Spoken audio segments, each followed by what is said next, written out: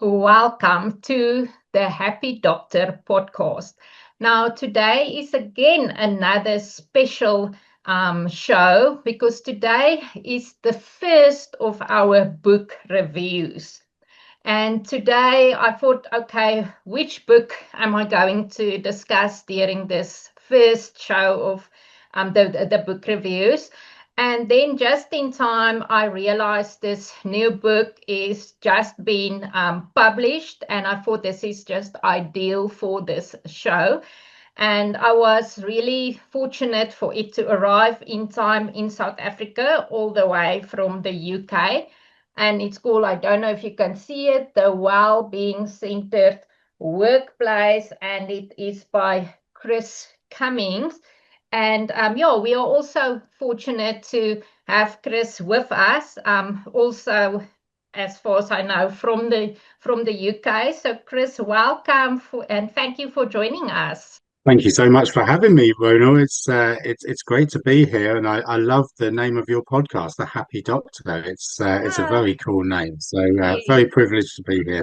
Oh, thank you so much. Yeah, I think just to give you a short introduction in terms of who Chris is and what he is doing. So, Chris is on a global mission to create workplaces where employees can thrive.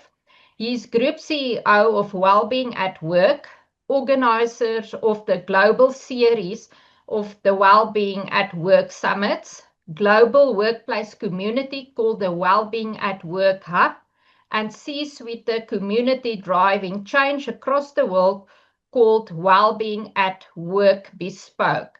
Chris is also the co-founder of the Inside Out Awards in the UK and is an advisor to organizations with purpose around the world. And he is also now the author of the Wellbeing Centered Workplace. Chris, as far as I know, this is your first book. It is my first book, yeah. Hopefully not my last, but certainly my first, yeah. Oh, well done. Yeah, I really enjoyed reading the book. But before we get into discussions around the book, I just want for you to share with the viewers a bit more about your backstory, why this interest in well-being, and how did you start well-being at work? Yeah, yeah, I was working in the corporate sector and had done for well over 20 years. And organizing events in various different sectors. And it's actually my partner's anxiety, depression, and subsequent poor treatment at work and what happened there that sort of stopped me in my tracks, really. And I saw what was happening at home and in the wider community just from this one episode. And I just thought, actually, a lot of us spend a lot of time at work. What can we do to try and change the workplace into a positive experience where people can thrive? And I started looking into the data and the research, and actually, it all points to look after your people, and the business will thrive as well. So I quit my corporate role. This was back in 2014, and started out on this mission to try and impact the workplace in a positive way. And as you say, we're now taking place with summits all around the world. So it's been an exciting journey, and I hope it continues for another 12 years at least. Oh, that's amazing. Yeah, I think like, and if you can do something that you know that's really meaningful, it makes such a big difference in your personal well-being as well. But then I want to start off going into the book, and I think I want to quote this one thing that you stated, where you said, "So many good people leave good jobs for all the wrong reasons. It really doesn't have to be that way." So that really resonated with me, and maybe you can just elaborate a bit more on that specifically. Yeah, absolutely. So I think, look, we've all been in that situation where you have an interview, you get offered a new job, you're really excited, you feel connected to the company, and then when you get into that environment, you realize that actually all of the things um, that really matter to you are quite toxic within that organization. People don't leave a role as such; they leave their boss. So we have this issue that actually, I mean, there was research out about how more how much of an impact your boss has on you as the same level as your partner. So you're spending all of this time in work, and if your boss just really doesn't know how to manage, and many managers, many of them, it's not their fault. They haven't been trained. They don't know how to manage people properly. They're not coaches. And what happens then is that impact on their team is really toxic, and those people tend to leave. So and find something else. So we're having this talent drain from an organization that really doesn't need to happen. If we can fix what's going on within an organization and with those leaders who are managing people, to create thriving workplaces, one, the talent attrition will reduce, but also the business performance. You'll do much better work, and you'll be far more productive if you're in a thriving place. So yeah, I just think um, we need to fix that. Also, uh, people are not just about the paycheck now. The questions within interviews that people are hearing are far more broader. When I first got a job, it was like, how much are they going to pay me? Now the questions are, what's the culture like? What are your well-being strategies? What flexibility can you offer me? People are looking for far more from their role. So yeah, just a broader piece really around that talent attraction and attrition. No, I totally agree with you. And I think that that is so important to, and unfortunately, you cannot really always know these things before you join a company or before you move to another team. But I think like we also need to realize there are so many people who sit in jobs where they are just not happy. They have a very unreasonable boss. The bosses are sometimes just plain nasty. The environment is all but healthy. And I think if we look at the World Happiness Report from 2025, people actually rated work as the activity where they are the most unhappiest, except for when they are sick in bed, which is actually shocking. But I think also we need to realize, especially in countries like South Africa, where there's not really, you just leave your job and you get another job. It is difficult to find jobs. So there are challenges. People are very dependent on the salary. So for people who are sitting in that situation where they cannot just pack up and leave, what would your advice be to them? Yeah, I think what you've highlighted, it's really quite sad, isn't it?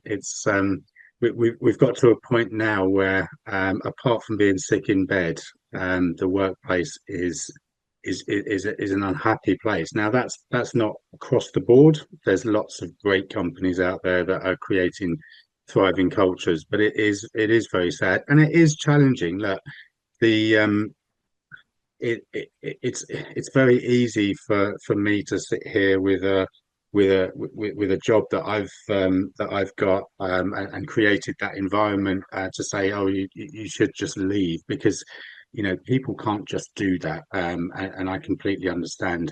I think trying to find someone within the organization away from your boss, whether that be HR or another leader who might have a bit more compassion, a bit more understanding, having a conversation with other leaders. Those toxic behaviors start to show themselves up through various means, especially through exit interviews and reporting. So I think those types of bosses are starting to be found out.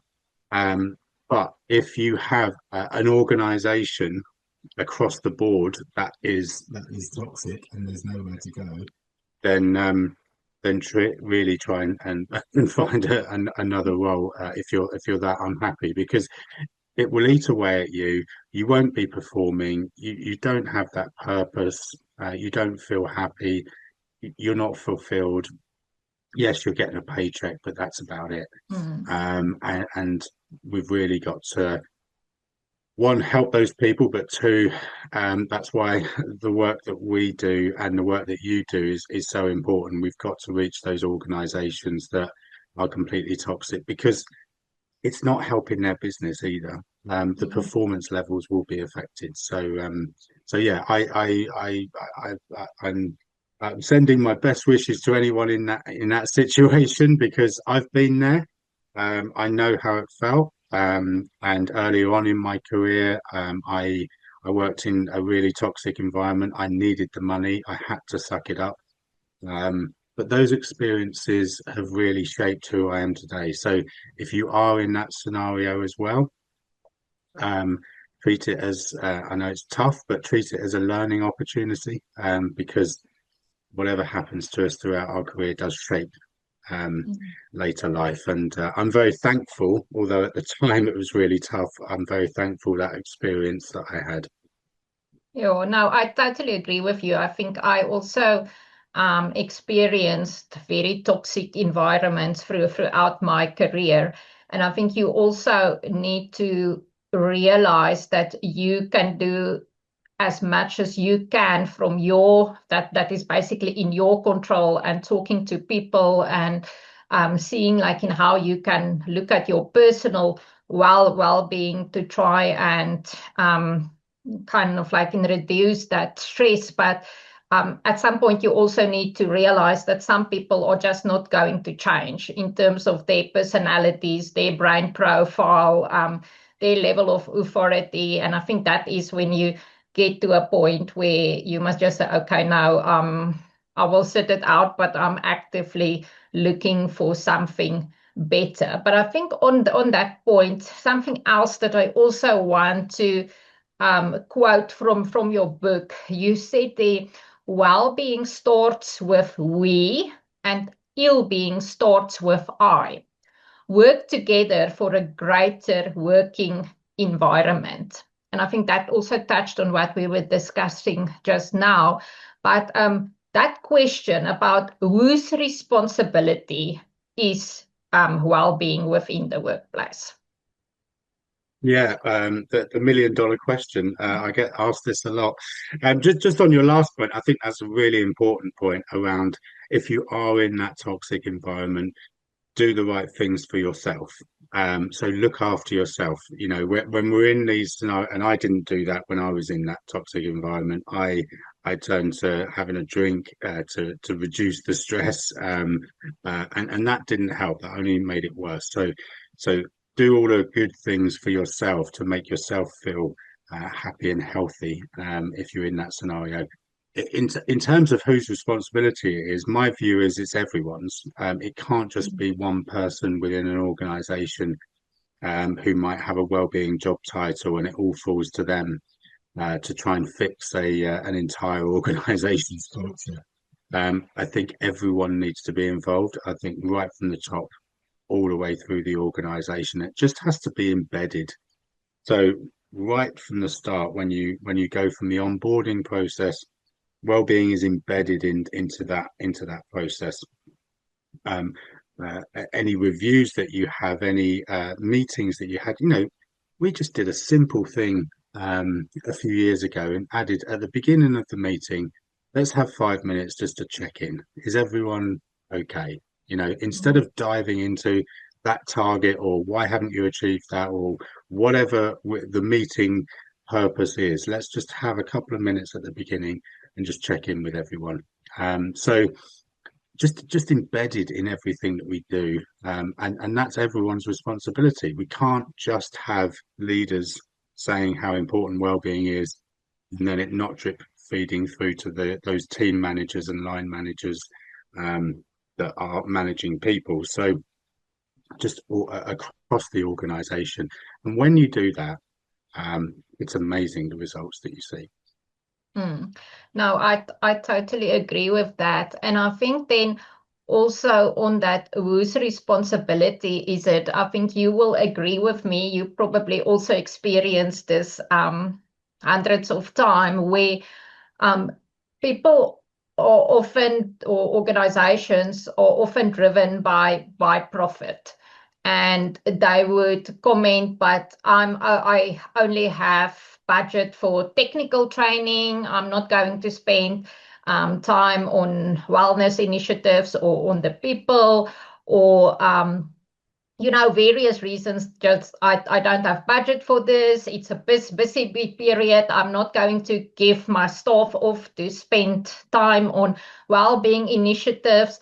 So there's always that debate about profitability and well-being. So tell us a little bit about your experiences in this regard. Well, if you're motivated by profit, you should be motivated by well-being. That's my view, because all of the data and all of the evidence points to higher profitability, higher share price, higher performance when well-being is embedded within an organization. And I really want to tackle this. I hear it all the time when leaders saying about well-being initiatives. I'm not sitting here saying we should all, go away for 3 hours in the middle of the day and have a yoga retreat. That's not well-being initiatives. That's a tactical addition to a wider point. I'm talking about governance. I'm talking about trust. I'm talking about leadership. I'm talking about culture. I'm talking about the much bigger items within an organization. And once you've got that right, then the tactical pieces that leaders might think is wellness, like the items that we've talked about, they will flow much better. But we've got to get the culture, the governance, the trust right first. So that's what I call well-being initiatives. And that's what I talk about in the book. The first chapter is governance.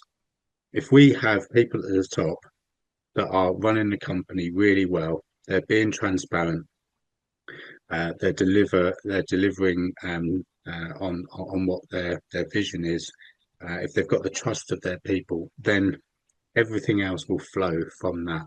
If you've got a toxic board who are up to no good, and we've seen it happen time and time again, organizations will fail eventually. So that to me is what well-being at work is all about. Everything else, the tactical initiatives that we can provide our people, will only work if those hard pieces are in place. No, that is absolutely true. And I think you've also touched now a little bit on performance. And I was like very happy to see kind of like you've also dedicated the chapter to performance, and you refer to it quite often throughout your book. It's also for my master's degree. I'm also researching that interconnectedness between well-being and high performance and leadership. And I think that is what this podcast is also all about.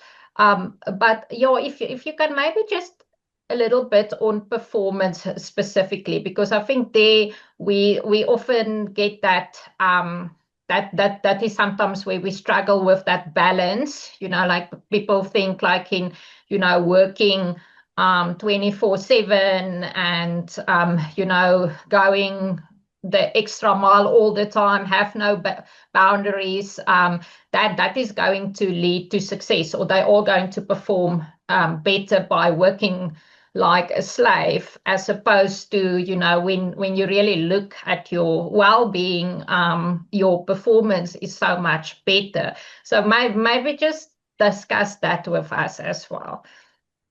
Yeah. Well, I think I refer to it in the book as well, but I often look at the sporting world, and look at the rest and recuperation and the importance that rest and recuperation are part of the sporting world, and that is all about sustainable high performance.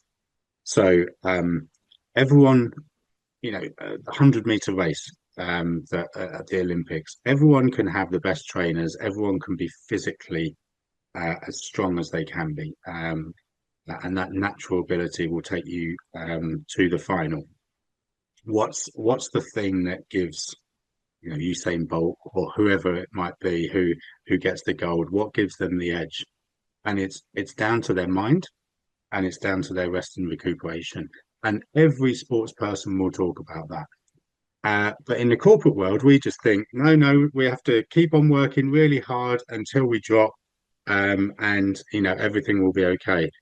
Um, there's so many studies now that say after a certain amount of time, the effectiveness of your work is actually starting to deteriorate after a certain number of hours. So you might think you're a hero staying in the office for 15 hours, but you're not being effective.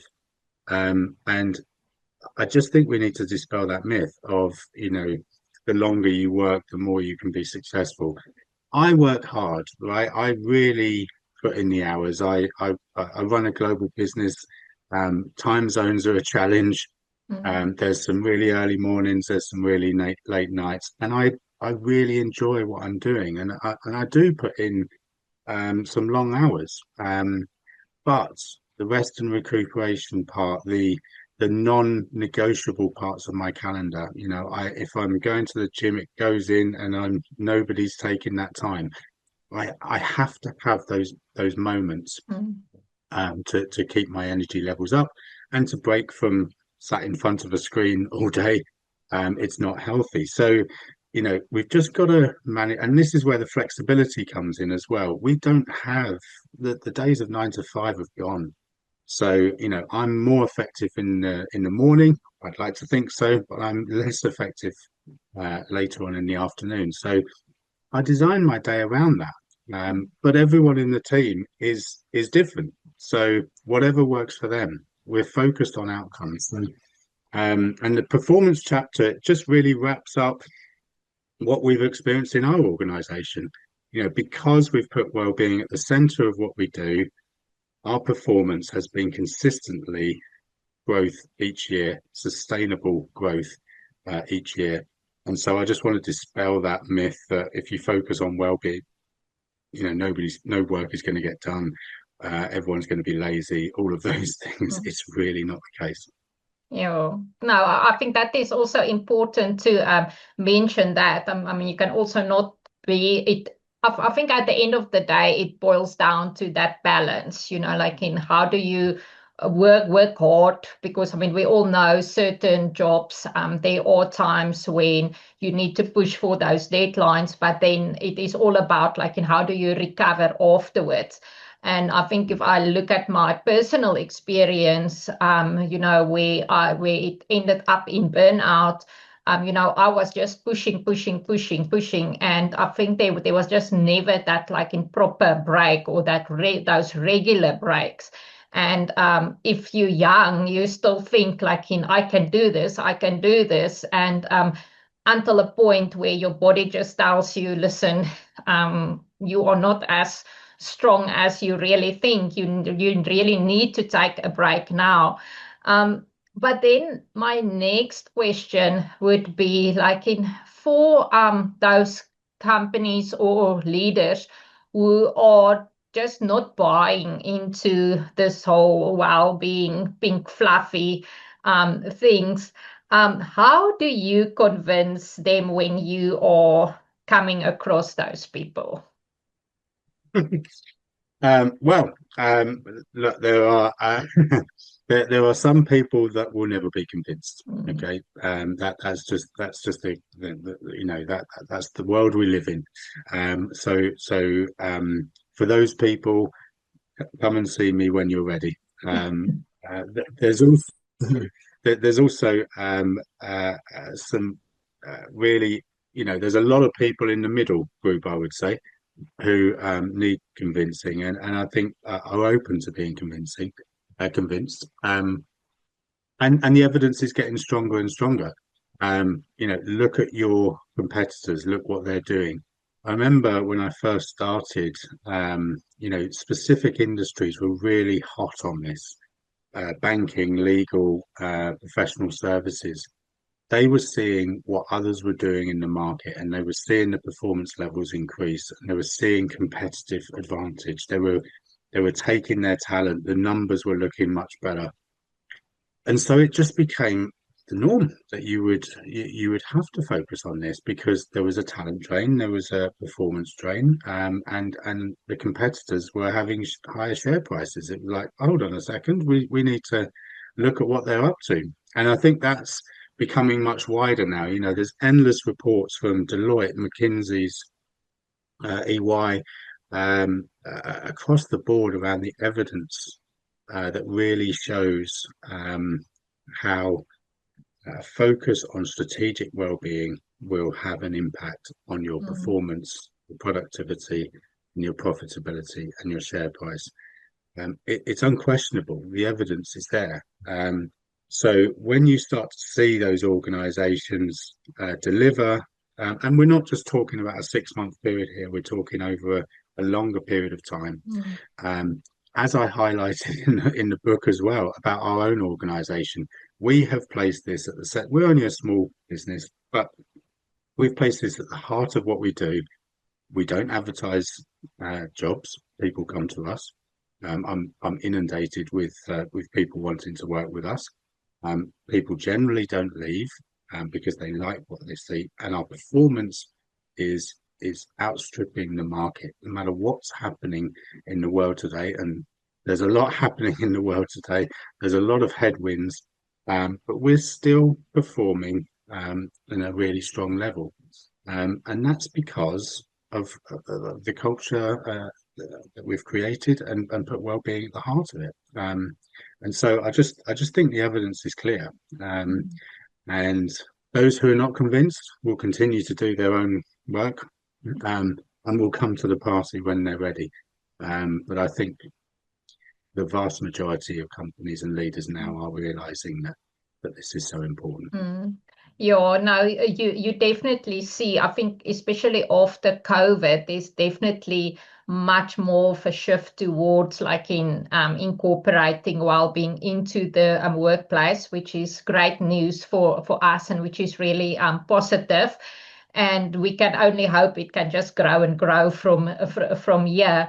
But I'd also just want to ask you, what are the practical examples that you can share that you've seen during the last, since 2014 when you started, when people do implement well-being initiatives, how does it change the workplace, and what's the results flowing from it? Yeah, I mean, it really depends on the organization and the sector that they're in. I saw a great example a couple of years ago, a law firm in Canada, and they went to a 4 day working week, and everyone was up in arms. So, like, look, law firms charge billable hours. If we take a day out of the week, um, then, we're going to lose our billing. But they pressed ahead, and the results were incredible, because they just, instead of having burnt out lawyers who were not effective after a certain amount of time, they had a really focused billing period. And the results, as I say, the profitability went up, and the attrition went down, and a lot of the really good talent from the larger law firms wanted to come and join this law firm. So they started getting really good talent joining as well. and the growth was incredible. So, I mean, that's one example. I've seen so many so many others where reduction in talent loss, uh, great performance numbers across the board. Creativity is really strong when well-being is at the heart of your organization, because people have the opportunity to be innovative, creative. You see this in the tech sector. They're really focused around well-being because that's where the innovation grows. So yeah, there's multiple examples, and we share them all at the summits that we run. But the evidence is definitely clear. Mm, that is good to hear. Chris, you are doing summits in South Africa as well? Yes, yeah, absolutely. So I was in Cape Town a couple of years ago, actually doing a summit, and I think we're going to be back in Joburg later on this year for sure. Okay, great. We will definitely like to share that with those dates with the audience. Hmm. And then I also want to ask you, I think about this big monster in the room called technology. Um, how does technology play a part in terms of well-being? And I think there's probably the usual, the positive and the negative. So tell us more about that. Yeah, so I think start off with, I think AI is our friend in the well-being industry. I think if you look at organizations, more and more want data-driven decisions. We want to understand exactly what's going on within organizations and the impact that we're having from those well-being initiatives. So I think AI can be our friend.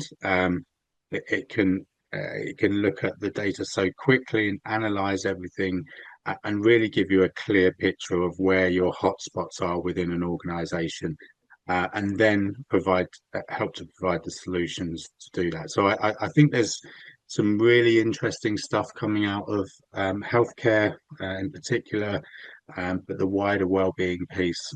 And I think if we can embrace AI in that way, I think it could be a game changer, because you'll have unquestionable data then that you can really drive home for Mm, leaders, and that's what leaders want. If I'm looking at my dashboards, I want to know exactly what's going on in this, and this, and if we can provide that to those leaders, then the convincing is done throughout. So I think there's a lot of good stuff coming. I'm seeing some amazing stuff going on in that world. I think technology is, you know, it's a wonderful tool. It has its downsides, obviously, and I think AI is. We're navigating a few choppy waters with AI. It's not getting everything right at the moment, but it's coming. And I think over the next 12, 18 months, we'll really see that accelerate. And mm, I'm excited by it. I'm not, of course, we need to, like social media, we need to have some sort of controls because it could be the Wild West. But the positives that it could bring is quite exciting. mm. Yeah, no, and I think it pretty much boils down to how you are using the technology. Is it becoming, or is it almost controlling your life, or are you using it for the right reasons, how it's probably been intended to Yeah. use?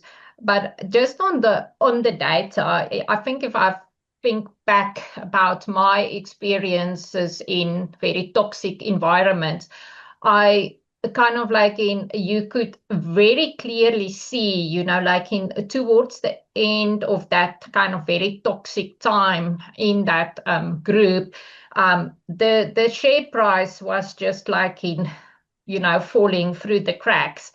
And it took so many years to and leadership changes and things to build it back up to, where it exceeded what it used to be. And I think like in if there could have been data available, to kind of like improve kind of like in what is causing this. That could have been so valuable, and I think that could have been prevented,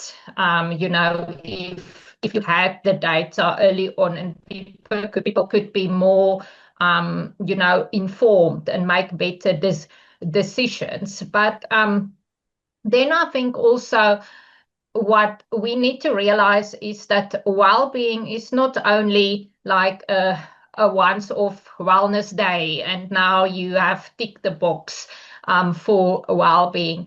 And what I also liked in your book is you dedicated chapters about culture, about belonging, about fun. And I think those are such critical elements of like in workplace well-being. So just elaborate a bit more on that as well. Yeah, I think it's a really important point that you say around the share price and again coming back to governance, how important that is and understanding the data and acting on it much sooner. Um, Look, it might sound a bit fluffy to say fun is really important at work, but I personally think, and again, I'm evidence driven, and the evidence shows that people who are having fun at work, enjoying themselves, are more engaged. They're going to perform better. Um, but the customer service element is really, really important within the fun piece. I highlighted the book Nuts actually, which was the Southwest Airlines case study in the book, and it's a fantastic book. But the whole thing is all about fun. And look at the results that they had. They completely disrupted a market. They completely changed the market. And the customer service was outstanding from their staff because they were all having fun. They enjoyed being there. And people wanted to fly Southwest because they knew they were going to have a great Mm, experience. So, if you're customer facing, we're a live events business. So, we want people to come into the live event environment and have a great time. They don't want to be met by someone who's unhappy and doesn't want to be there. We want to create that environment. So again, it depends on the organization and what sort of organization and how it works as to how much fun you need to have on the front side. But that's so important. Belonging is so important. When we can be ourselves at work, um, we will perform much better. I couldn't be myself earlier on in my career. I was constantly hiding that, and I couldn't perform at my best because I'm constantly thinking about hiding who I am. Why would we want to do that in a workplace environment? And culture is just it's everything. You can, I think I highlight in the book, as soon as you walk into an organization's reception, I can tell within 10 seconds what the culture's like, mm, who's talking to each other, what's the person behind the desk, are they happy, are they upbeat, do they want to be there? You can tell straight away, and I think it's really interesting. So I just think all of those elements, it all feeds into the same thing. mm. Are we a happy, thriving workplace that's delivering results, or are we in a toxic environment that we just don't want to be in? Mm. No, I think on that, if I can share a practical example, I think like we own a guest house in, I say, Centurion, South Africa. And you're like with us owning a wellness company as well, I think like in the focus is a lot on creating, like a really healthy and happy environment, and to work on the culture, and for the staff to have fun. And definitely that will be belonging, where they kind of know, they are part of the bigger vision. They belong here. They want to be here. And I think if you can just see kind of like in how they are thriving, the staff, and how that plays out in our guests' experiences, because they just come in here and the staff are always, they're happy, they're laughing, they are so talkative. And I think it just creates such a beautiful experience for the guests. So they keep coming on back. So there again is a very good example of a profitability and like in customer retention and all of that, because you have these things like in kind of in place. And I think even like for if I have to do like in interviews like this, I really need to tell them that for this hour you need to be quiet, because it is like they are talking and laughing and you can hear them like in throughout the premises. So and it's really nice to know like in as a leader to also experience that, so that you can literally see every day your staff are happy. And I don't know why people would not want to create those kind of environments, because you definitely see the positive impact in your business. I mean, like, and we've survived lockdown, which was almost like, we were in the one of the hardest hit industries. And I think all of that comes back to kind of like in how we've built the team and the workplace over the years. But I think, Chris, also for people watching or listening today, and they are hopefully convinced, or they thought like, I want to do more and I really want to go and implement something. What would you say to the people, kind of like in what can they take from today and go implement it, those maybe small steps, small micro interventions to create a more well-being centered workplace? Well, I'd like to give three, but I'd also just like to acknowledge what you've just said and what a great situation you've got with your guest house. And again, just going back to why wouldn't we want to have that environment in our workplaces? What's the downside of that? And you're a business leader. You want performance. You want good results. We're not doing this for fun. It's also about the business results. So that's really important. I love that example. For me, some quick wins. I would say listen to your employees.